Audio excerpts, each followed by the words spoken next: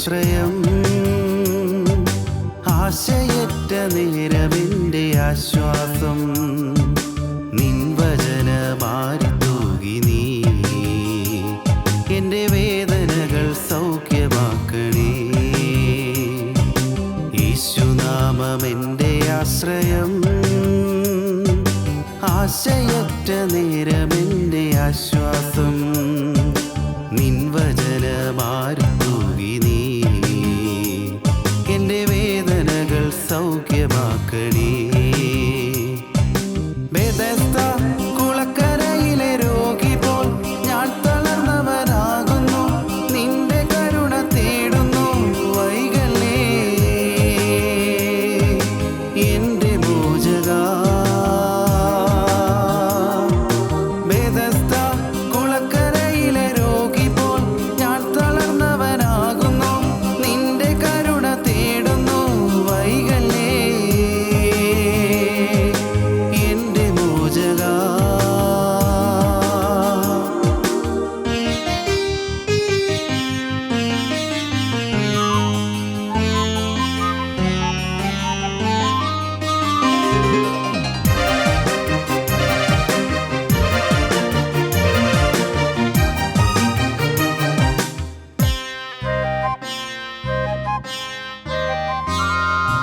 എന്നെ ചുറ്റും ആയിരങ്ങൾക്കിടയിലായി എന്നെ തന്നെ നോക്കി നിൽക്കുന്നേയൊരുവൻ. എന്നെ ചുറ്റും ആയിരങ്ങൾക്കിടയിലായി എന്നെ തന്നെ നോക്കി നിൽക്കുന്നേയൊരുവൻ. അത് യേശുവായിരുന്നു, എൻ്റെ രക്ഷയായിരുന്നു. അവൻ എൻ്റെ ശിക്ഷ ഏറ്റുവാങ്ങി നിന്നു. അത് യേശുവായിരുന്നു, എൻ്റെ രക്ഷയായിരുന്നു. അവൻ എൻ്റെ ശിക്ഷ ഏറ്റുവാങ്ങി നിന്നു. ബെഥസ്ദ കുളക്കരയിലെ രോഗി പോൽ ഞാൻ തളർന്നവനാകുന്നു. നിന്റെ കരുണ തേടുന്നു, വൈകല്ലേ എൻ്റെ മോചകാ.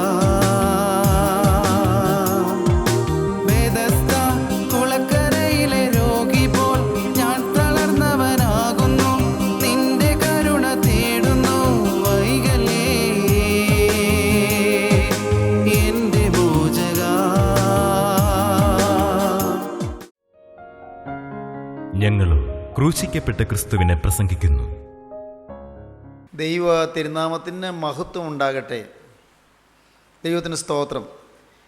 ലൂക്കോസിൻ്റെ സുവിശേഷം 9-ാം അധ്യായം 28-ാം വാക്യം മുതൽ ചില വാക്യങ്ങൾ നമുക്ക് വായിച്ച് കേൾക്കാം. ഈ വാക്കുകളെ പറഞ്ഞിട്ട് ഏകദേശം 8 നാൾ കഴിഞ്ഞപ്പോൾ അവൻ പത്രോസിനെയും യോഹന്നാനെയും യാക്കോബിനെയും കൂട്ടിക്കൊണ്ട് പ്രാർത്ഥിപ്പാൻ മലയിൽ കയറിപ്പോയി.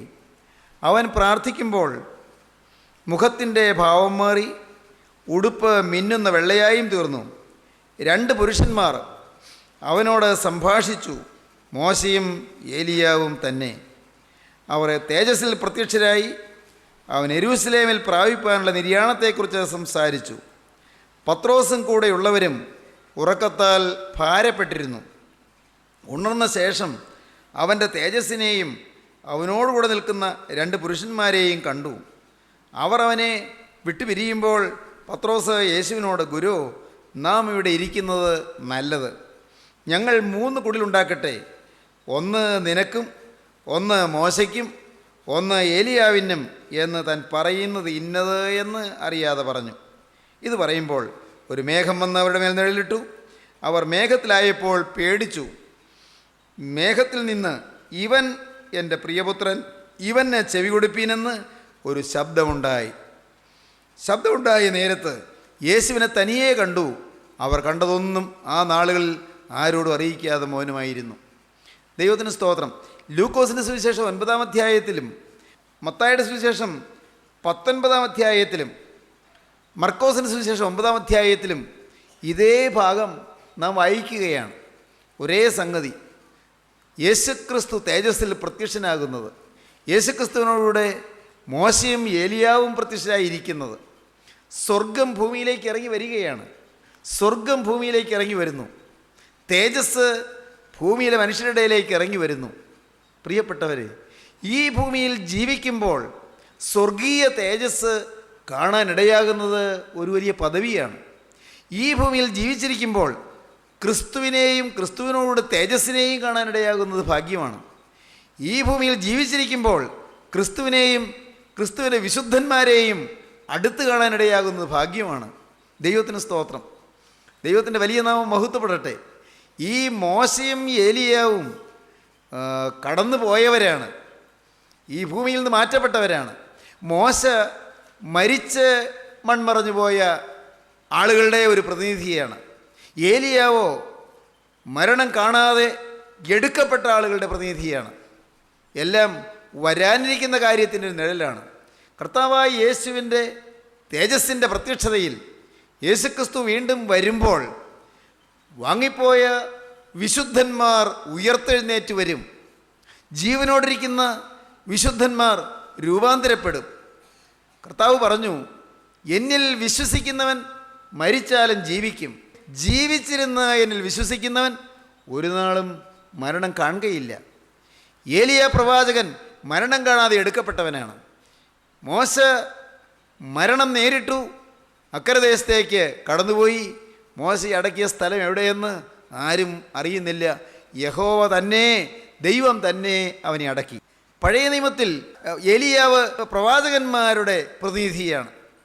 എന്നാൽ മോശയാകട്ടെ നിയമത്തിൻ്റെ പ്രതിനിധിയാണ്.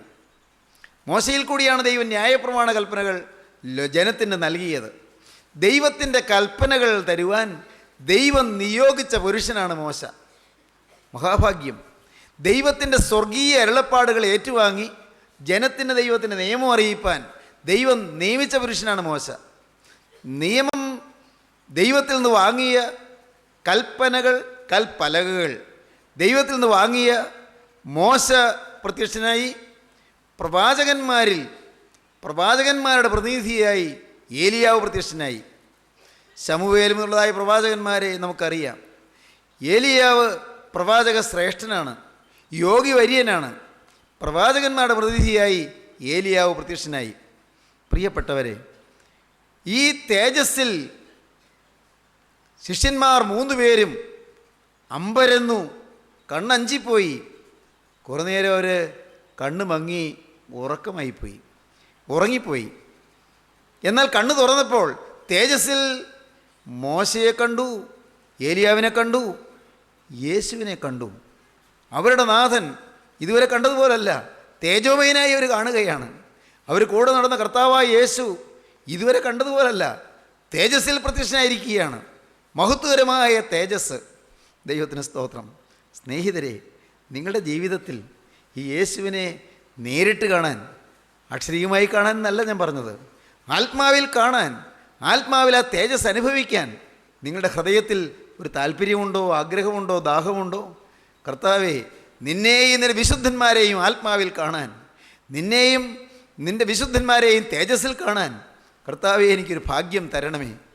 ഈ ഭൂമിയിൽ പ്രിയപ്പെട്ടവരെ, ആ തേജസ്സിൽ കർത്താവിനെയും മോശയെയും പ്രവാചകന്മാരെയും ശിഷ്യന്മാർ കണ്ടു. നിത്യതയിലേക്ക് വരുമ്പോൾ മഹാവലിയ തേജസ്. ഇപ്പോൾ കണ്ണാടിയിൽ കടമൊഴിയായി കാണുന്നു, അപ്പോൾ മുഖാമുഖമായി കാണും. ദൈവത്തിന് സ്തോത്രം. ഇന്ന് നാം വ്യക്തമായിട്ടൊന്നും കാണുന്നില്ല, എല്ലാം കാണുന്നില്ല. ഈ മോശ ഒരിക്കൽ ദൈവത്തോട് പറഞ്ഞു, കർത്താവേ, നിൻ്റെ മുഖം എനിക്കൊന്ന് കാണണം, നിൻ്റെ തേജസ് എനിക്കൊന്ന് കാണണം, എന്നെ എനിക്കൊന്ന് കാണണം. എന്തൊരാഗ്രഹമാണ് മോശ പറഞ്ഞത്. ദൈവം പറഞ്ഞു, മോനെ, അത് സാധിക്കുന്ന കാര്യമല്ല. എന്നെ കണ്ടതിന് ശേഷം പിന്നെ ജീവിച്ചിരിക്കാൻ സാധ്യമല്ല. അതുകൊണ്ട് മോനെ, നിൻ്റെ ആഗ്രഹം നല്ലത്. പക്ഷേ നീ ഒരു കാര്യം ചെയ്യുക, ഞാൻ ആഘോഷത്തോടെ കടന്നു പോകും, തേജസ്സോടെ കടന്നു പോകും. പാറയുടെ മറവിൽ നീ നിൽക്കൂ. നേരിട്ട് കണ്ടാൽ നീ പിന്നെ ഭൂമിയിൽ ജീവിച്ചിരിക്കില്ല. ഈ ഭൂമിയിൽ എൻ്റെ തേജസ്, തേജോമയനായ യേശുവിനെ നീ കണ്ടാൽ മോനെ നീ ജീവിച്ചിരിക്കില്ല. ദൈവ തേജസ് അത്രയും ശക്തമാണ്, അത്രയും ശക്തമാണ്.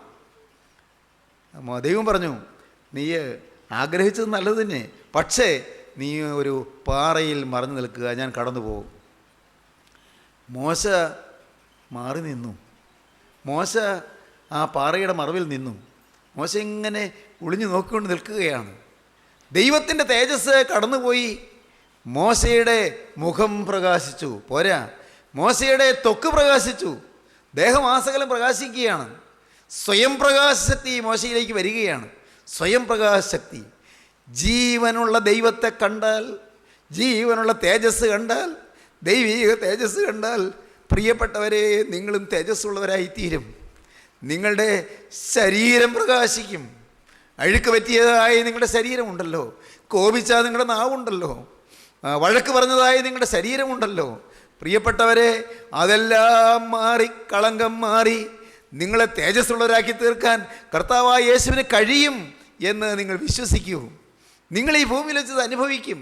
ഈ ഭൂമിയിൽ വെച്ച് പാപത്തിൻ്റെ ക്ഷമ പ്രാപിക്കുകയും പാപത്തിൻ്റെ മോചനം പ്രാപിക്കുകയും പാപത്തിൽ നിന്ന് വിമുക്തി പ്രാപിക്കുകയും ചെയ്ത് നിങ്ങൾ കർത്താവായ യേശുവിൻ്റെ തേജസ് നിങ്ങൾ അനുഭവിക്കുമ്പോൾ നിങ്ങളുടെ ശരീരത്തിൽ നിന്ന് പോലും പാപക്കറകൾ മാറിയിട്ട്, പാപത്തിൻ്റെ വടുകളും പാപത്തിൻ്റെ പാടുകളും മാറിയിട്ട്, എല്ലാം മാറി, എല്ലാ തിന്മയും മാറി നിങ്ങൾ തേജസ്സുള്ളവരായി തീരും. മാത്രമല്ല, നിങ്ങളുടെ അന്തരാത്മാവ് പ്രകാശിക്കും, ത്വക്ക് പ്രകാശിക്കും, മുഖം പ്രകാശിക്കും. മോശ സീനായി മലയിൽ നിന്ന് താഴോട്ട് ഇറങ്ങി വന്നു. സീനായി മലയിൽ നിന്ന് താഴോട്ട് ഇറങ്ങി വന്നപ്പോൾ ജനം നോക്കിയപ്പോൾ മോശയുടെ മുഖത്ത് നോക്കാൻ പറ്റുന്നില്ല, മോശയുടെ ശരീരത്തിലേക്ക് നോക്കാൻ പറ്റുന്നില്ല. അവർക്ക് നോക്കാൻ സാധിക്കാത്തവണ്ണം അവർ വലഞ്ഞുപോയി. അവരെ ഇതുവരെ നടത്തിക്കൊണ്ടുവന്ന മോശയുടെ മുഖത്ത് നോക്കാൻ പറ്റാതെ വണ്ണം അവരങ്ങ് വിഷമിച്ചു പോയി. അവിടെ ഒരു മൂടുപടം എടുത്തിട്ടു. മൂടുപടം ആര്? മോശ ഒരു മൂടുപടം അണിഞ്ഞു. മൂടുപടം അണിഞ്ഞാണ് മോശ മുന്നോട്ട് നീങ്ങിയത്. മൂടുപടമില്ലാതെ ജനത്തിന് മുമ്പിൽ നിൽക്കാൻ വയ്യാത്ത വിധത്തിൽ ആ തേജസ് മറച്ചു പിടിച്ചു. ദൈവജനമേ, നിങ്ങൾ ആന്തരികമായി ദാഹിക്കണം, നിങ്ങൾ കൊതിക്കണം. കർത്താവേ, ഇതൊന്നും ചിന്തിക്കാനോ ആഗ്രഹിക്കാനുള്ള യോഗ്യത എനിക്ക് ഉണ്ടായിട്ടില്ല. കർത്താവേ, നിൻ്റെ തേജസ് കൊണ്ട് എന്നെ ഒന്ന് നിറയ്ക്കണമേ. നിൻ്റെ തേജസ് കൊണ്ട് എന്നെ നീ ഒന്ന് പ്രകാശിപ്പിക്കണമേ. നിൻ്റെ വിശുദ്ധിയുടെ തേജസ് കൊണ്ട്, നിൻ്റെ സ്നേഹത്തിൻ്റെ ജ്വാല കൊണ്ട് നാഥാ നീ എന്നെ ഒന്ന് കത്തുപിടിപ്പിക്കണമേ. എൻ്റെ മേൽ നിൻ്റെ തേജസ് പകരണമേ. കർത്താവേ, എൻ്റെ നാളിതുവരെയുള്ള ജീവിതത്തിലെ പാപക്കറകളെല്ലാം മാറ്റി, എല്ലാ അശുദ്ധിയും തിന്മയും മാറ്റി, ഉടയവനേ, നിൻ്റെ തേജസ് എൻ്റെ മേലൊന്ന് പ്രസരിക്കണമേ. ഹല്ലേലൂയ, ദൈവത്തിന് സ്തോത്രം. തേജസ് പ്രസരിക്കുന്നതായ അനുഭവം, തേജസ് പ്രകാശിക്കുന്ന അനുഭവം, തേജസ് പകരുന്ന അനുഭവം. ദൈവജനമേ, ഈ ഭൂമിയിൽ ജീവിച്ചിരിക്കുമ്പോൾ ഈ തേജസ് പ്രാപിക്കാൻ നിങ്ങൾ ഓരോരുത്തരും ദാഹിപ്പീൻ, നിങ്ങൾ ഓരോരുത്തരും കൊതിപ്പീൻ. നിങ്ങൾക്ക് അപ്രാപ്യമല്ല എന്ന് ഞാൻ പറയും, അൺറീച്ചബിൾ അല്ല എന്ന് ഞാൻ പറയും. നിങ്ങൾക്ക് എത്തിച്ചേരാവുന്നതേ ഉള്ളൂ, സാധിക്കാവുന്നതേ ഉള്ളൂ. ഒന്ന് വേണം, കർത്താവേ, അതിനുള്ള വില കൊടുക്കാൻ ഞാൻ തയ്യാറാണ്. എന്നെ തന്നെ കഴുകാൻ എനിക്ക് ആഗ്രഹമുണ്ട്. മുഴുവനായി എന്നെ ഒന്ന് കഴുകണമേ. എൻ്റെ ആന്തര അവയവങ്ങളെ കഴുകണമേ. എൻ്റെ ബാഹ്യാവയവങ്ങൾ മാത്രമല്ല കർത്താവേ, എൻ്റെ അകം മനസ്സിനെ കഴുകണമേ. കർത്താവേ, എൻ്റെ ബോധമനസ്സിനെ കഴുകണമേ. എൻ്റെ ഉപബോധ മനസ്സിനെ കഴുകണമേ. എൻ്റെ അബോധ തലങ്ങളെ കഴുകണമേ. എൻ്റെ ആളത്വത്തെ മുഴുവൻ കഴുകണമേ. എൻ്റെ രക്തത്തിലുള്ള കറകൾ മായ്ച്ചു കളയണമേ. എൻ്റെ സ്വഭാവം മാറ്റണമേ. ദൈവമേ, എൻ്റെ ഭീകര പ്രകൃതികൾ മാറ്റണമേ.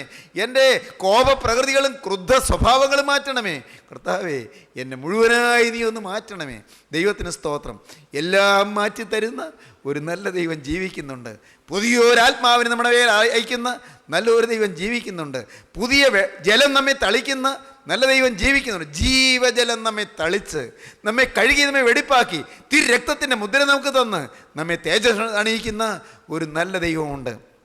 ഇപ്പോൾ കണ്ണാടിയിൽ കടമൊഴിയായി കാണുന്നു. അതൊന്നും പൂർണ്ണതയല്ല. ഇനി വരാനിരിക്കുന്ന കാലത്ത് ഒരു പൂർണ്ണതയിലേക്ക്, തേജസ്സിൻ്റെ നിറവിലേക്ക് ജീവനുള്ള ദൈവം നമ്മുടെ നടത്തുകയാണ്. പ്രിയപ്പെട്ടവരെ, ഞാനൊന്ന് നല്ലപോലെ അറിയുന്നു. ദൈവത്തിന് സ്തോത്രം. ഓരോ ദിവസവും ഓരോ നിമിഷവും നമ്മെ തേജസ്കരിക്കാനുള്ള ദൈവത്തിൻ്റെ പ്രയത്നമാണ് ദൈവമക്കളിൽ കാണുന്നത്. ഓരോ ദിവസവും നമ്മെ കറതീർന്നവരാക്കി തീർക്കാനുള്ള ദൈവത്തിൻ്റെ അധ്വാനം, പരിശുദ്ധാത്മാവിൻ്റെ അധ്വാനമാണത്. ദൈവം അധ്വാനിക്കുകയാണ്. ഒരിക്കൽ നിങ്ങൾ ഓരോരുത്തരും ദൈവത്തോട് പറഞ്ഞതില്ലേ, കർത്താവേ, ഞാൻ നിനക്ക് വേണ്ടി ജീവിക്കണമെന്ന് എനിക്ക് ആശയമുണ്ട്. കർത്താവേ, എൻ്റെ ദേഹവും ദേഹിയും ആത്മാവും ഞാൻ നിനക്ക് സമർപ്പിക്കുന്നു. കർത്താവേ, സാത്താനെ ഞാൻ ഉപേക്ഷിക്കുന്നു. കർത്താവേ, മിശിഹ തമ്പുരാനെ ഞാൻ സ്വീകരിക്കുന്നു. ഞാൻ പൈശാചിക ശക്തി ഉപേക്ഷിച്ച് ഞാൻ യേശുക്രിസ്തുവിനെ സ്വീകരിച്ച് ഞാനൊരു പുതിയ ജീവിതം നയിക്കാൻ തീരുമാനിക്കുന്നു. കർത്താവേ, ഇനി ആയുസ്സിൽ എന്നിൽ നിന്നൊരു പാപം വരാതെ ഞാൻ ജീവിക്കും. അങ്ങനെ നിങ്ങൾ പറഞ്ഞതുകൊണ്ട് ദൈവത്തിന് ചുമതലയായി. ദൈവത്തിന് സ്തോത്രം. നിങ്ങളങ്ങനെ ദൈവത്തോട് സമർപ്പണം പറഞ്ഞതുകൊണ്ട് നിങ്ങളെ കഴുകിയെടുക്കുക എന്നുള്ളത് ദൈവത്തിൻ്റെ കാര്യമായി മാറി. പ്രിയപ്പെട്ടവരെ, അതാണ് ഞാൻ പറഞ്ഞത്, നിങ്ങൾ ഭാഗ്യശാലികളാണെന്ന്. നിങ്ങളെ കഴുകിയെടുക്കുക, നിങ്ങളെ വിശുദ്ധീകരിച്ചെടുക്കുക, നിങ്ങളെ തേജസ്കരിച്ചെടുക്കുക, അത് ദൈവത്തിൻ്റെ ഉത്തരവാദിത്വം പോലെയായി. അപ്പോഴാണ് ദൈവം ഓരോന്നോരോന്ന് ചൂണ്ടിക്കാണിക്കുന്നത്. ദൈവത്തിന് സ്തോത്രം. ഓരോന്നോരോന്ന് ചൂണ്ടിക്കാണിച്ചു തരും. ചിലപ്പോൾ രോഗങ്ങൾ വരുത്തിയായിരിക്കും, ചിലപ്പോൾ രോഗങ്ങൾ അനുവദിച്ചായിരിക്കും, ചിലപ്പോൾ ആപത്തുകൾ അനുവദിച്ചായിരിക്കും, ചിലപ്പോൾ അപകടങ്ങൾ അനുവദിച്ചായിരിക്കും, ചിലപ്പോൾ കുടുംബത്തിൽ ഞെരുക്കങ്ങൾ വരുത്തിയായിരിക്കും, ചിലപ്പോൾ കുടുംബത്തിൽ അഭിപ്രായ വ്യത്യാസങ്ങൾ വരുത്തിയായിരിക്കും, നമുക്ക് മുന്നോട്ട് നീങ്ങാൻ വയ്യാത്ത വിധത്തിലുള്ളതായ പ്രതിസന്ധികൾ ജീവിതത്തിൽ ആഞ്ഞടിച്ചായിരിക്കും. ദൈവത്തിന് സ്തോത്രം. ഓരോന്നിൽ കൂടെയും ദൈവത്തിൻ്റെ പരിശുദ്ധാത്മാവിൻ്റെ അധ്വാനമാണ് കാണേണ്ടത്. ഹല്ലേലൂയ, ദൈവത്തിന് സ്തോത്രം. ദൈവത്തിൻ്റെ ആത്മാവിൻ്റെ അധ്വാനം. എന്തിനു വേണ്ടിയുള്ള അധ്വാനം? പ്രിയപ്പെട്ടവരെ, ഈ പാവപ്പെട്ട മനുഷ്യനെ ഒന്ന് വിശുദ്ധീകരിച്ച് തേജസ്കരിക്കാനുള്ള പരിശുദ്ധാത്മാവിൻ്റെ ദാഹവും അധ്വാനവും. ഹല്ലേലൂയ, ഞാൻ ദൈവത്തെ മഹത്വപ്പെടുത്തട്ടെ. സ്നേഹിതരെ, നിങ്ങൾ ദൈവത്തോട് പറയണം, കർത്താവേ, എന്നെ രൂപാന്തരപ്പെടുത്താൻ അധ്വാനിക്കുന്ന നിൻ്റെ കരങ്ങൾ തളരരുതേ, നിൻ്റെ കരങ്ങൾ മാറരുതേ. കർത്താവേ, എന്നെ രൂപാന്തരപ്പെടുത്തി തേജസ്കരിച്ച് വിശുദ്ധീകരിച്ച് അത്യുന്നതങ്ങളുടെ ശോഭായമാനമായ തേജോനികഷത്തിൽ എത്തിക്കാനുള്ള നിൻ്റെ ബദ്ധപ്പാടുകൾ നിർത്തരുതേ, നിൻ്റെ അധ്വാനം നിർത്തരുതേ. പരിശുദ്ധാത്മാവേ, തുടരുക, തുടരുക, അധ്വാനം തുടരുക. ദൈവത്തിന് സ്തോത്രം. പൂർണ്ണമായി വിനയപ്പെടുകയാണ്, ആത്മാവിന് പൂർണ്ണമായി കീഴ്പ്പെടുകയാണ്. എന്തൊരു ഭാഗ്യപദവി. ദൈവത്തിന് സ്തോത്രം. ദൈവത്തിൻ്റെ വലിയ നാമം മഹത്വപ്പെടട്ടെ. സ്നേഹിതരെ, ഈ മോശ ദൈവത്തിൻ്റെ ആ തേജസ് പ്രാപിച്ചു. ഏലിയാവ് അതുപോലെ തന്നെ ലോകത്തിൻ്റെ മാലിന്യം പറ്റാതെ ജീവിച്ചു. എന്തൊരു ത്യാഗി വര്യൻ, എന്തൊരു യോഗി വര്യൻ, എന്തൊരു താമസ ശ്രേഷ്ഠൻ. ദൈവത്തിന് സ്തോത്രം. അപ്പം നിങ്ങൾ പറയും, അയ്യോ, അപ്പം ഞാനങ്ങനെ താമസനൊന്നുമല്ല, കുടുംബജീവിതമുണ്ട്, പല കാര്യങ്ങൾ പ്രയാസങ്ങളുണ്ട്, പല ജോലി തിരക്കുകളുണ്ട്, ഒന്ന് ഇരുന്ന് പ്രാർത്ഥിക്കാൻ പോലും എനിക്ക് വേണ്ടതുപോലെ സമയം കിട്ടുന്നില്ല, കഷ്ടപ്പെട്ട് അധ്വാനിച്ചിട്ട് പോലും ഈ വരവിന് കൊണ്ട് ചിലവെത്തിക്കാൻ പറ്റുന്നില്ല. എന്നെപ്പോലുള്ള അധ്വാനിക്കുന്നൊരു പാവപ്പെട്ടവന് ഇതൊക്കെ കിട്ടുമോ? എനിക്ക് വലിയ വിദ്യാഭ്യാസമൊന്നുമില്ല, എനിക്ക് ഒരു പ്രവാചക പാരമ്പര്യമില്ല, ശമൂവേൽ പ്രവാചകൻ്റെ ശിഷ്യനായി നടന്നു എന്ന് പറയത്തക്കവണ്ണം ഏലിയാവിനുള്ളതുപോലുള്ളതായ ഒരു ശിഷ്യത്വത്തിൻ്റെ പദവിയോ മഹത്വമോ എനിക്കില്ല. എനിക്കെന്നാ ഒരു പാരമ്പര്യമുള്ളത്? എനിക്കെന്താ ഉള്ളത്? പ്രിയപ്പെട്ടവരെ, നിങ്ങൾ തളരണ്ട. ദൈവത്തിന് സ്തോത്രം. വ്യർത്ഥവും പിതൃപാരമ്പര്യവുമായുള്ള നിങ്ങളുടെ നടപ്പിൽ നിന്ന് നിങ്ങളെ വീണ്ടെടുത്തിരിക്കുന്നത് പൊന്ന് വെള്ളി മുതലായി അഴിഞ്ഞു പോകുന്ന വസ്തുക്കളെ കൊണ്ടല്ല, ക്രിസ്തു എന്ന നിർദോഷവും നിഷ്കളങ്കവുമായ ദൈവകുഞ്ഞാടിൻ്റെ വിലയേറിയ രക്തം കൊണ്ടത്രേ. ഹല്ലേലൂയ. നിങ്ങളെ സ്നേഹിക്കാനും നിങ്ങളെ വീണ്ടെടുക്കാനും നിങ്ങളെ രൂപാന്തരപ്പെടുത്താനും യേശു ക്രിസ്തു സ്വന്തം ജീവൻ വെടിഞ്ഞിരിക്കുകയാണ്. സ്വന്തം ജീവൻ നിങ്ങൾക്ക് പകരമായി വയ്ക്കാൻ സ്വർഗത്തിലെ ദൈവം കണ്ടത് തൻ്റെ പുത്രൻ്റെ ജീവനാണ്, തൻ്റെ പുത്രൻ്റെ തിരുരക്തമാണ്. അത്രമാത്രം വിലയേറിയവരാണ്. സ്നേഹിതരെ, ഈ യേശുവിനെ നിങ്ങൾ കാണുക, ഈ യേശുവിൻ്റെ തേജസ് നിങ്ങൾ കാണുക. ഇപ്പോൾ ഈ വചനം കേട്ടുകൊണ്ടിരിക്കുമ്പോൾ നിങ്ങൾക്ക് ഈ തേജസ് നിങ്ങൾക്ക് അനുഭവിക്കാം. കർത്താവേ, തേജസ്സിൻ്റെ ജീവനായകൻ എൻ്റെ ഹൃദയത്തിലേക്ക് ഇറങ്ങി വരണമേ, എൻ്റെ അഴുക്ക് പിടിച്ച ജീവിതത്തിലേക്ക്. നാഥാ, നിൻ്റെ പ്രകാശം കടന്നു വന്ന് എൻ്റെ അന്ധകാരങ്ങൾ മാറ്റണമേ, എൻ്റെ ഇരുളുകൾ മാറ്റണമേ. എൻ്റെ ജീവിതത്തിൽ പാപം മൂലം പിശാച് വരുത്തി വെച്ചതായ എൻ്റെ ജീവിതത്തിലെ കറകളും കളങ്കങ്ങളും എല്ലാ മാലിന്യങ്ങളും മാറ്റണമേ. ഒന്ന് ഞാൻ പറയാം കർത്താവേ, നിന്നോട് ഒന്ന് ഞാൻ പറയാം, അത് ഉറപ്പാണ്. ആയുസ്സിൻ്റെ അന്ത്യനിമിഷം വരെയും നിൻ്റെ ഒരു വിശുദ്ധനായി കറ തീണ്ടാത്തനായി ഞാൻ നിൽക്കും എന്ന് ഞാൻ നിനക്ക് വാക്ക് തരും. ദൈവമക്കളെ, നിങ്ങൾക്ക് വാക്ക് പറയാമോ? ദൈവത്തോട് പറയാമോ? ദൈവ കരങ്ങളിലേക്ക് നിങ്ങളെ കൊടുക്കാമോ? ദൈവത്തിൻ്റെ കരങ്ങളിൽ നിങ്ങളെ പൂർണ്ണമായി ഏൽപ്പിച്ചു കൊടുക്കാമോ? നാം പാടിയില്ലേ, എന്താണ്, കുശവൻ്റെ കയ്യിലെ കളിമണ്ണ് പോലെ ഏൽപ്പിക്കുന്നു എന്ന്. ദൈവത്തിന് സ്തോത്രം. കർത്താവേ, തരുന്നു ഞാൻ കുശവൻ്റെ കയ്യിലെ കളിമണ്ണ് പോലെ, തന്നതല്ലാതെ ഇങ്ങൊന്നുമില്ല ഈശോ, തന്നിടുന്ന എന്നെയും ഞാൻ. എൻ്റെ കർത്താവിന് സ്തോത്രം. കുശവൻ്റെ കയ്യിലെ കളിമണ്ണ് പോലെ ഏൽപ്പിക്കുന്നു. എങ്ങനെ വേണമെങ്കിലും പണിയാം, നിലത്തിട്ട് ചവിട്ടാം, പാത്രമായി മെനയാം, ഇഷ്ടമുള്ള പാത്രമാക്കി മെനയാം, അല്ല എറിഞ്ഞ് പുറത്ത് കളയാം. എല്ലാം ആ സൃഷ്ടാവായ കുശവൻ്റെ കയ്യിലെ പ്രവൃത്തിയാണ്, ആ സൃഷ്ടാവായ കുശവൻ്റെ ഇഷ്ടമാണ്. പ്രിയപ്പെട്ടവരെ, ഇതെല്ലാം പറയാൻ വാസ്തവത്തിൽ ഞാനും പേടിക്കുകയാണ്. എന്താണിത് പറയാനുള്ള യോഗ്യത എനിക്ക്? അത് പറയാനുള്ള, അത് ഉച്ചരിക്കാനുള്ള അർഹത എന്താണ്? എൻ്റെ ദൈവത്തിന് സ്തോത്രം. പക്ഷേ അതൊരു മഹാസത്യമാണ് പ്രിയപ്പെട്ടവരെ. അത് നിങ്ങളുടെ വാഞ്ചയാകട്ടെ, അത് നിങ്ങളുടെ ലക്ഷ്യമാകട്ടെ, അത് നിങ്ങളുടെ ലക്ഷ്യവും നിങ്ങളുടെ ജീവിതത്തിൻ്റെ കേന്ദ്രലാക്കുമായി തീരട്ടെ. ദൈവത്തിന് സ്തോത്രം. മോശയും ഏലിയാവും കർത്താവിനോട് സംഭാഷിക്കുന്നത് അവർ കണ്ടു. അവർ നാം കാണുന്നത് ഇങ്ങനെയാണ്. അവൻ പ്രാർത്ഥിക്കുമ്പോൾ മുഖത്തിൻ്റെ ഭാവം മാറി ഉടുപ്പ് മിന്നുന്ന വെള്ളയായി നിന്നു. അവൻ പ്രാർത്ഥിക്കുമ്പോൾ ആ പ്രാർത്ഥനാ ശബ്ദം അത് it is the voice of dependence. ദൈവാശ്രയത്തിൻ്റെ ശബ്ദമാണ്. ഈ ഭാഗം വായിക്കുമ്പോൾ 4 തരത്തിലുള്ള ശബ്ദം നമുക്ക് കേൾക്കാം. 1 voice of dependence, 2 voice of fellowship, 3 voice of ignorance, 4 voice of Providence. എന്താണെന്ന് ഓരോന്നോരോന്നായി പറയാം. 1 വോയിസ് ഓഫ് ഡിപ്പെൻഡൻസ്, ദൈവാശ്രയത്തിൻ്റെ ശബ്ദം. പ്രാർത്ഥന അതാണ്. ദൈവത്തിൽ ആശ്രയിച്ചുള്ള പ്രാർത്ഥനയാണ്. വെറുതെ ചൊല്ലി തീർത്താൽ പോരാ, ഉരുവിട്ടാൽ പോരാ. പ്രിയപ്പെട്ടവരെ, ചൊല്ലിത്തേയ്ക്കുന്ന പ്രാർത്ഥനകളല്ല. ചൊല്ലിത്തേയ്ക്കണം, ചൊല്ലിക്കോളൂ. പക്ഷേ അത് ഹൃദയത്തിൽ നിന്ന് ഉറന്നു വരണം. ഹൃദയത്തിൻ്റെ ദാഹത്തിൽ നിന്ന് അത് അടിയിൽ നിന്ന് ഉറന്നു വരേണ്ടതാണ് പ്രാർത്ഥന. ദൈവാശ്രയം. ഞാൻ ഒന്നുമില്ല എന്നുള്ള അംഗീകാരത്തോടു കൂടി സർവശക്തനായ ദൈവത്തെ അംഗീകരിച്ചുകൊണ്ട് ദൈവത്തിൻ്റെ പരമാധികാരം കണ്ടുകൊണ്ട് ദൈവസന്നിധിയിലേക്ക് അങ്ങ് ആശ്രയിക്കുകയാണ്. ദൈവത്തിന് സ്തോത്രം. ഞാൻ പറയട്ടെ, ഒരു കൊച്ചുകുട്ടി 2-3 വയസ്സ് പ്രായമുള്ളൊരു കുട്ടി അപ്പൻ്റെ കയ്യിൽ പിടിച്ചുകൊണ്ട് ഇങ്ങനെ പോവുകയാണ്. അപ്പോഴേക്കും ഇതാ ഒരു നായ കുരച്ചുകൊണ്ട് കൂടി വരുന്നു. കൊച്ചെന്നാ ചെയ്യും? കുട്ടി എന്നാ ചെയ്യും? പെട്ടെന്ന് അപ്പൻ ഞാൻ കെട്ടിപ്പിടിക്കും. അപ്പൻ ആ കുട്ടിയെടുത്ത് ഒക്കത്ത് വയ്ക്കും. കുട്ടിയെടുക്കും. പ്രിയപ്പെട്ടവരെ, ആശ്രയിക്കുകയാണ്. നാം എല്ലാം അങ്ങനെയാണ്. ആശ്രയിച്ചാലേ രക്ഷയുള്ളൂ. ആശ്രയിച്ചാൽ ദൈവം നമ്മെ തൻ്റെ ഒക്കത്തെടുക്കും, തൻ്റെ മാറിൽ അണയ്ക്കും. വിശ്വസിക്കൂ. നിങ്ങളൊന്ന് പരീക്ഷിച്ചു നോക്കൂ. നിങ്ങളുടെ ജീവിതത്തിൽ ദൈവത്തിൽ ആശ്രയിക്കുക. എല്ലാം ദൈവത്തിൽ ആശ്രയിക്കുക. ദൈവത്തെ മാത്രം മുൻനിർത്തുക. എൻ്റെ കർത്താവേ, ക്രൂസിൽ എനിക്ക് വേണ്ടി മരിച്ച രക്ഷക, നിന്നിൽ ഞാൻ പൂർണ്ണമായി ചാരുന്നു, നിന്നിൽ ഞാൻ ആശ്രയിക്കുന്നു. കർത്താവേ, അക്കാലത്ത് 2000-ലേറെ വർഷം മുൻപ് നാഥ, നിൻ്റെ ശിഷ്യന്മാർ ഒരുമിച്ചിരുന്നപ്പോൾ നിൻ്റെ പ്രിയ ശിഷ്യൻ നിൻ്റെ തിരുമാറിൽ ചാരിയല്ലോ. എൻ്റെ കർത്താവേ, അതൊന്നും പറയാൻ പോലും എനിക്ക് യോഗ്യതയില്ല. എങ്കിലും ഞാൻ നിന്നോട് പറയട്ടെ കർത്താവേ, നിൻ്റെ മാറിൽ ഞാനൊന്ന് അണയട്ടെ, നിൻ്റെ മാറിൽ ഞാനൊന്ന് ചാരട്ടെ, നിൻ്റെ മാറിൽ ഞാൻ അണഞ്ഞുകൊണ്ട് ഞാനൊന്ന് വിശ്രമിക്കട്ടെ, ഞാൻ നിന്നൊന്ന് ആശ്രയിക്കട്ടെ.